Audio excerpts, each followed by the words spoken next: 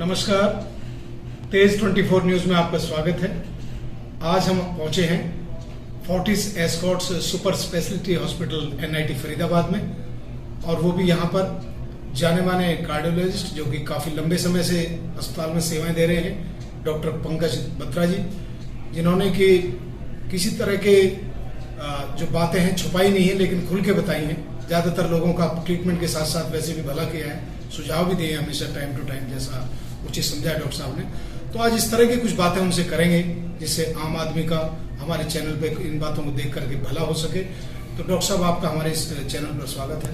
नमस्ते सर। नमस्ते। कुछ प्रश्नों में से बात की जाए तो डॉक्टर साहब में सबसे पहले आजकल जैसा हम देख रहे हैं कि कम उम्र में, यानी अब मेरी उम्र 63 हो गई है, मैं सरकार से रिटायर्ड एक अधिकारी हूँ और मीडिया में हूँ 5 साल से। 58 की एज में 2018 मार्च में रिटायर हो गया था, लेकिन हमें तो ऐसी भगवान की दया से कोई प्रॉब्लम नहीं आई। लेकिन अब जो देखने में आता है 18, 20, 25, 30 तक के युवा भी कुछ ग्रसित हो जाते हैं, या तो चेस्ट पेन को अपना हार्ट से संबंधित समस्या समझ लेते हैं, या किसी तरह की होती है दिक्कत उनको, आफ्टर डायग्नोसिस समझ में आता है कि प्रॉब्लम है।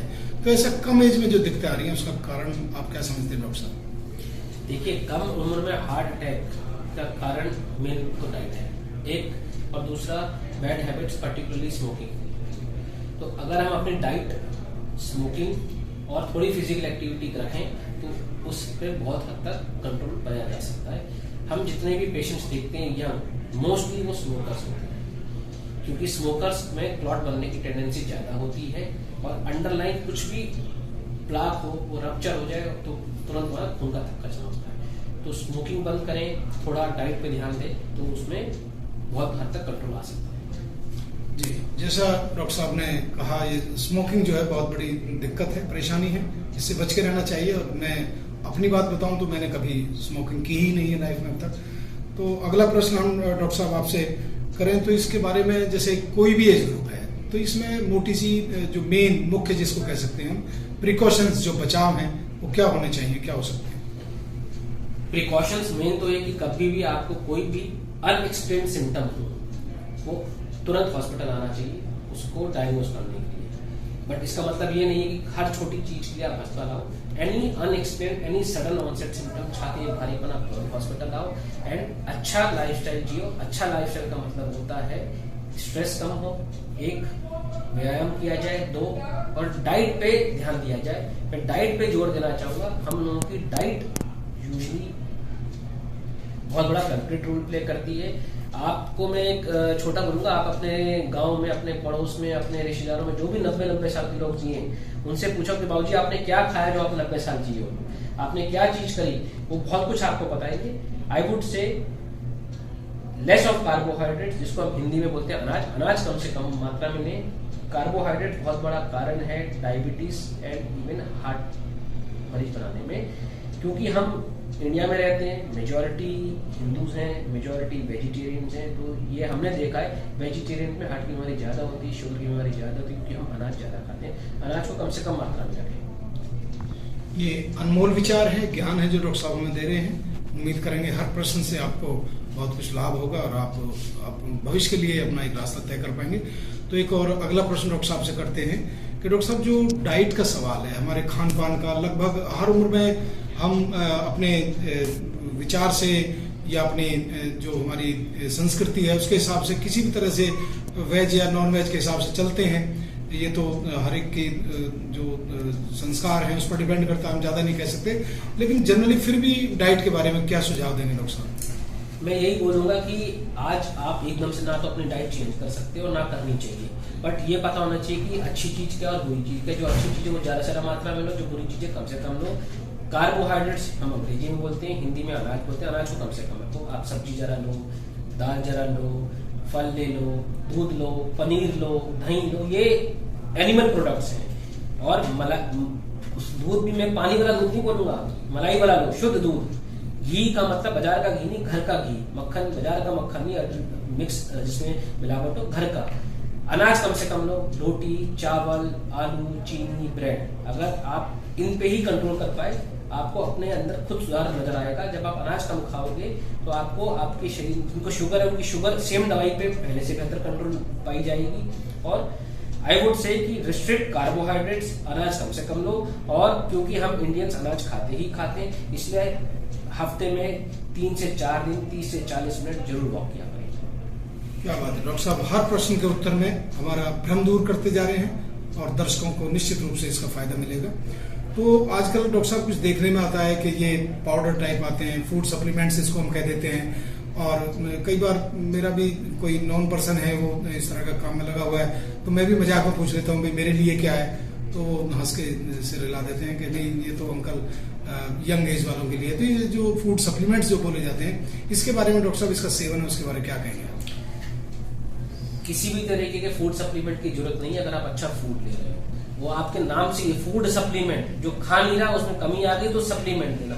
जो अच्छा भोजन है, जो अच्छा फूड है, उसको सप्लीमेंट्स क्यों देने हैं? और आज की डेट में तो इतनी मार्केट में कंपनी आ गई है कि आपको नहीं पता वो किसी ने चेक किया भी है कि नहीं किया कि अडल्ट्रेटेड है। तो आप अच्छा भोजन लें, आपको कोई सप्लीमेंट की जरूरत नहीं है।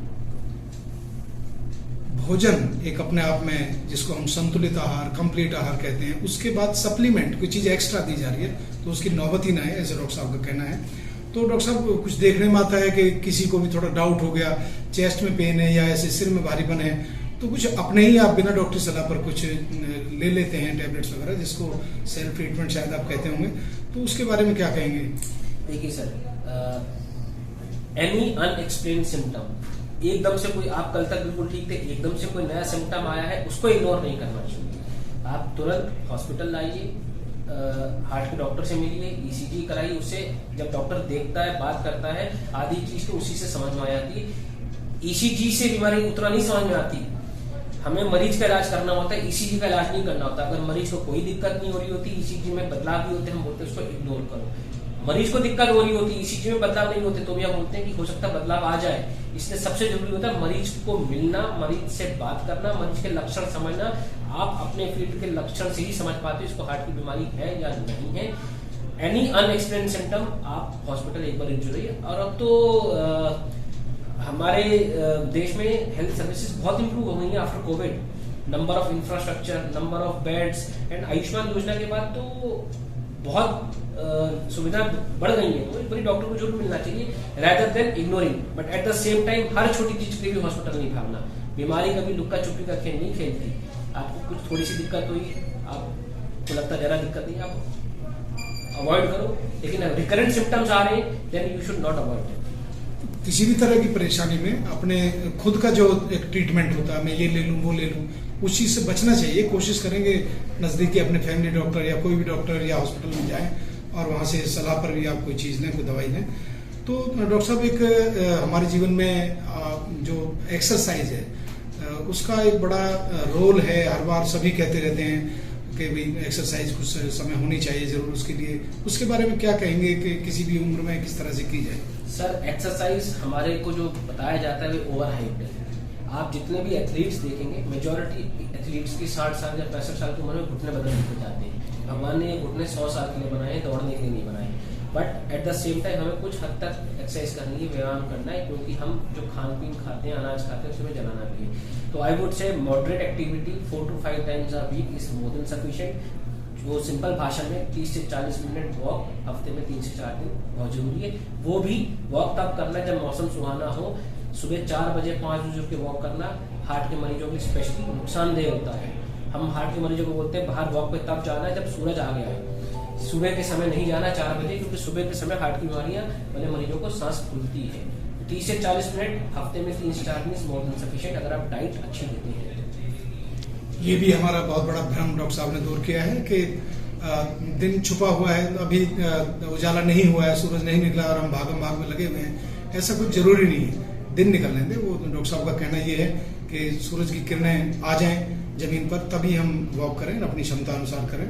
तो आगे डॉक्टर साहब इस तरह की बातें हैं कि कई बार चेस्ट पेन को ही हम या कोई भी समझ लेते हैं कि ये हार्ट अटैक मुझे आ गया है। तो इसके अलावा और भी कोई सिम्टम्स, लक्षण होते हैं या यही एक कारण होता है क्या हार्ट अटैक का? देखिए, चेस्ट पेन के बहुत कारण होते हैं। सिंपल गैस्ट्राइटिस, जिसको हम भाषा में बोलते हैं एसिडिटी, से लेकर विटामिन डी की कमी, मस्कुलर पेन, और सबसे बड़ी बात वो हार्ट अटैक होता है। इन सब में जो जानलेवा होता है वो हार्ट अटैक होता है। इसलिए मरीज हॉस्पिटल भागता है। सुबह में जाके देख लो हार्ट अटैक तो नहीं, वो ईसीजी से क्लियर हो जाता है और मरीज के लक्षण से।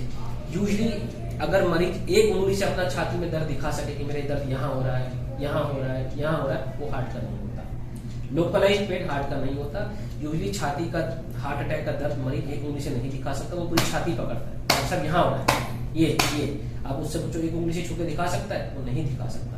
अगर किसी को पूरी छाती में दर्द हो रहा हो, जबड़े पे जा रहा हो, हाथों में जा रहा हो, पसीना बहुत ज्यादा आ रहा हो और सडन हो, सिवियर हो, तो वो हार्ट अटैक का लक्षण होता है।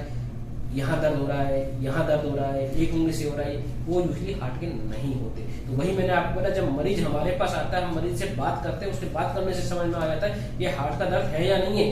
कई बार हम इन्वेस्टिगेट भी करते हैं, स्पेशली प्राइवेट हॉस्पिटल में, क्योंकि कुछ मिस ना हो जाए, मरीज अपनी तसल्ली के लिए भी आया है। हमें पता होता है ये हार्ट का नहीं है, तब भी हम बोलते हैं काम कर ईसीजी करा के दिखा दे, इको करा के दिखा, जिसको हम दिखा भी सकें, देखो ईसीजी की इको ठीक है। तो कितने काम की बात डॉक्टर साहब ने बताई है, डॉक्टर पंकज बत्रा जी ने, जो कि एक्सपर्ट हैं, कार्डियोलॉजिस्ट हैं, और उन्होंने इस तरह के भ्रम दूर किए हैं कि कई लोग लेफ्ट हैंड साइड में हार्ट का पेन समझ लेते हैं, उसी के धुन पर ये समझ लेते हैं इस तरह की बात हमारे साथ भी हैपनिंग होने वाली है। ऐसा कुछ नहीं है, वो सिम्टम्स तो डॉक्टर साहब ने देखने हैं, उसी हिसाब से चलना चाहिए। और इस तरह का भ्रम ना पालें कि हमें लेफ्ट हैंड साइड में दर्द है तो ये एक तरह का हार्ट अटैक ही है।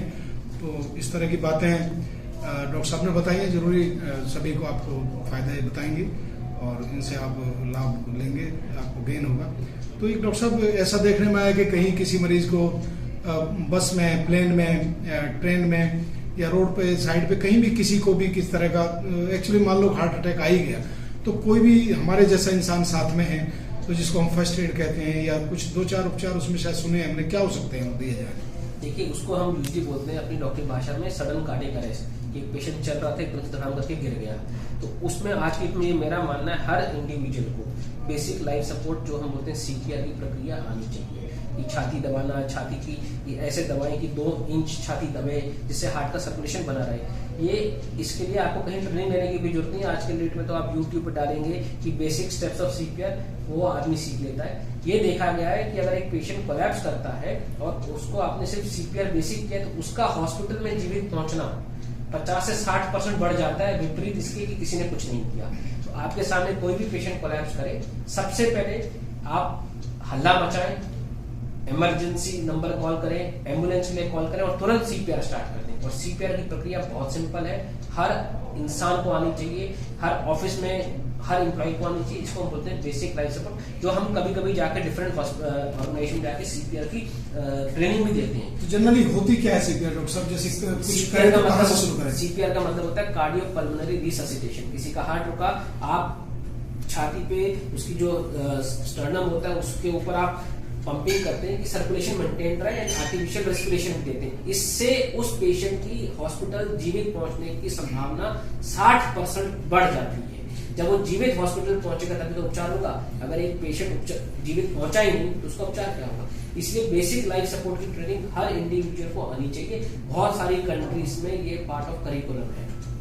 क्या बात है, बेसिक लाइफ सपोर्ट। और जो कह रहे हैं डॉक्टर साहब, सीपीआर की जो प्रक्रिया है बहुत ही सरल है, हम कोई भी कॉमन मैन इसको आसानी से कर सकता है। दोनों हाथों से मरीज की छाती को बार बार दबाएं। तो इस तरह से हमने देखा कि डॉक्टर साहब ने हमारे लगभग 8-9 प्रश्नों के बहुत अच्छे उत्तर दिए हैं और मैं उम्मीद करूंगा कि हमारे जो तेज 24 न्यूज के जो दर्शक हैं वो इनसे लाभ उठाएंगे। तो मैं तिलक विधोड़ी अपने सहयोगी परम मित्र विजय दहिया जी के साथ आपको वापस लिए चलता हूं और डॉक्टर साहब का एक बार फिर से बहुत बहुत धन्यवाद। धन्यवाद।